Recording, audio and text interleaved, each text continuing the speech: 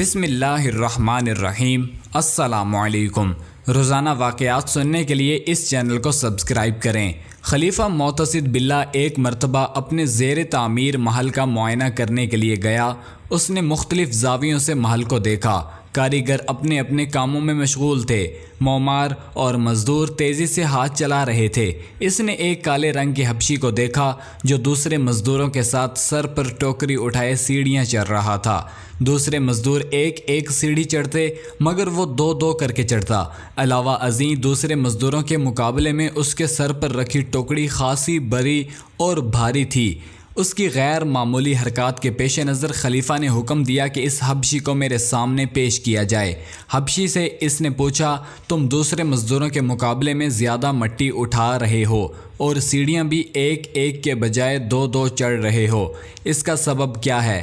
اس سے کوئی جواب نہ بن پایا اور آئیں بائیں شائیں کرنے لگا۔ خلیفہ نے اپنے وزیر سے کہا، اس کی باتوں سے مجھے جھوٹ اور فریب کی بو آ رہی ہے۔ یہ شخص یا تو چور ہے اور دن کے وقت کام کر کے اپنے آپ کو چھپائے رکھتا ہے، یا کسی جگہ سے خزانہ اس کے ہاتھ لگا ہے اور غیر متوقع طور پر اس کے پاس درہم و دینار آ گئے ہیں۔ اس نے دوبارہ اس حبشی کو بلایا اور اس کو زور سے تھپڑ مارا اور کہا، سچ سچ بتاؤ تمہارا معاملہ کیا ہے؟ میرے سوالات کا صحیح جواب دو ورنہ ابھی تمہیں قتل کروا دوں گا۔ پہلے تو حبشی ادھر ادھر کی باتیں کرتا رہا اور کسی جرم کو ماننے سے انکار کرتا رہا، مگر جب اس پر مزید سختی کی گئی تو کہنے لگا کہ اے امیر المومنین، اگر میری جان بخشنے کا وعدہ کریں تو میں سچ سچ بتا دیتا ہوں۔ خلیفہ کہنے لگا، اگر تم نے کوئی ایسی حرکت کی ہو جس سے تم پر حد لاگو ہوتی ہو تو تمہیں امان ہے۔ اس نے سمجھا کہ مجھے امان مل گئی ہے۔ کہنے لگا، میں فلاں محلے میں بار برادری کا کام کرتا تھا، اجرت پر کبھی کام مل گیا، کبھی سارا دن فارغ۔ ایک مرتبہ خاصا عرصہ مجھے کوئی کام نہ ملا، میں ایک مدت تک فارغ رہا۔ ایک دن میں نے ایک شخص کو دیکھا کہ وہ ہاتھ میں تھیلی پکڑے ہوئے گزر رہا ہے۔ میں نے اس کا پیچھا کرنا شروع کر دیا۔ میں اس کے لیے اجنبی تھا، لہٰذا اس نے مجھ پر کوئی توجہ نہ دی۔ ایک ویران جگہ مجھے موقع مل گیا، میں نے جھپٹ کر اس کی تھیلی چھین لی اور اس کو کھول کر دیکھا، وہ دیناروں سے بھری ہوئی تھی۔ وہ میرے پیچھے آیا تو میں نے اسے نیچے گرا کر اس کا گلا دبا دیا۔ اس نے چیخنا چاہا تو میں نے اس کے منہ پر ہاتھ رکھ دیا۔ وہ تڑپتا رہا مگر میں نے اس کو اس وقت چھوڑا جب اس کی سانسیں ختم ہو چکی تھی۔ میں نے اس کو اسی حالت میں کندھے پر اٹھایا۔ رات ہو چکی تھی، میں سیدھا اپنے گھر آیا اور لاش کو تنور میں ڈال کر اسے آگ لگا دی جو جل کر سیاہ ہو گئی۔ میں نے تنور میں مٹی ڈال دی۔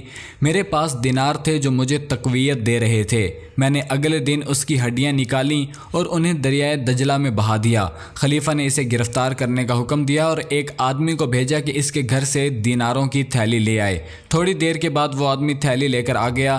اسے دیکھا گیا تو اس کے اوپر اس شخص کا نام لکھا ہوا تھا۔ شہر میں اس کے نام کی منادی کروائی گئی۔ اس کی بیوہ نے اعلان سنا تو بھاگی ہوئی آئی کہ یہ منادی میرے خاوند کے نام کی ہے جو کئی ہفتوں سے غائب ہے۔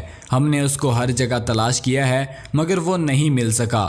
شہر میں اس کے نام کی منادی کروائی گئی۔ اس کی بیوہ نے اعلان سنا تو بھاگتی ہوئی آئی کہ یہ منادی میرے خاوند کے نام کی ہے جو کئی ہفتوں سے غائب ہے۔ ہم نے اس کو ہر جگہ تلاش کیا ہے مگر وہ نہیں مل سکا۔ وہ فلاں دن فلاں تاریخ کو 1000 دینار لے کر گھر سے نکلا تھا۔ میرے خاوند کا ایک چھوٹا بیٹا ہے۔ خلیفہ نے وہ دینار اس عورت کو دینے اور اس حبشی کی گردن اڑانے کا حکم دیا اور کہا، اس کی لاش کو تنور میں ڈال دیا جائے اور اس کی ہڈیاں کو دجلہ میں بہا دیا جائے۔